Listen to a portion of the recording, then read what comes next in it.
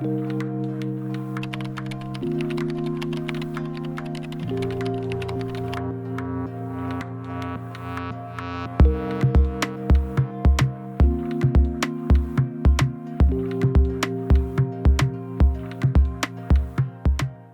Hanley from Hanley Consulting and Managing Director. We formed in 2009.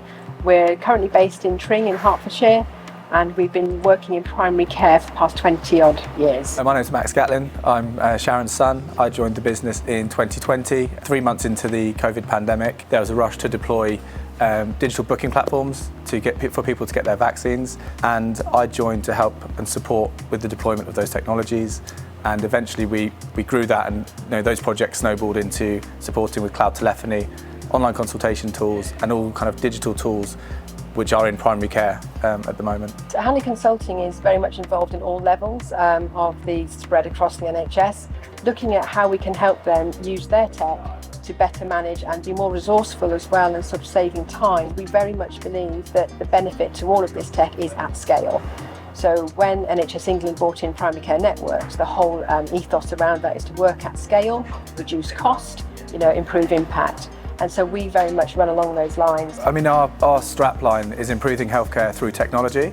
So the mission of the company is to enable these healthcare organisations to deliver better care through more efficient use of their tools. If we can leverage technology and free up their time, they can spend more time, delivering care direct to patients. Zoho Analytics excited me as soon as I came across it. It's absolutely brilliant. You can integrate from any source of data, whether that be a dynamic source on Google Sheets, a static source like Excel, or even within Zoho One. So you can pull through data from Zoho CRM, Zoho Surveys, even Zoho Social. And what that allows us to do is just chuck up dashboards to really look at where we are as a business, how we're performing, the impact we're having on our clients' businesses as well. In October of last year, we launched a new product called EDAT, which is enabling digital access through telephony. What Zoho Analytics has allowed us to do is capture all of the usage data from that product. So any patient engagement with our app, that feeds dynamically straight through to Zoho Analytics. So at any time of the day, we can bring up the dashboard and we can see what people are using it for, what time they're using it, and also how well they're using it. So we get things like duration, how long they're on the page, which options they're choosing. And what that helps us do is actually present to clients that patients are accessing our app any time of the day. Because it's a patient-facing product, we need to be proactive in terms of how the product is shaped, how it's appearing to patients. And because patients can use it any time of the day, there could be a breakage or the patient could have a failed transaction. The fact that it's live data allows us to interject and make changes where we need to, or even pathway improvements. If we see that there's a high drop-off rate and patients aren't completing their transactions digitally, the live dashboard allows us to recognize that early and change it to make it better. One of the best things about Zoho Analytics is the broad spectrum of graphs and styles that you can do. Because there's different types of data that we need to monitor in primary care, we can actually present that in a way that's easily digestible for all audiences. So, for example, a big thing in primary care is access. So what time are patients accessing their general practice? And a big problem at the moment is that there's a huge amount of demand at 8 a.m. And actually what we can look at is we've got a heat map on the dashboard which shows the most common times that patients are interacting with our chatbot. And lo and behold, it's between 8 a.m. and 9 a.m. in the morning.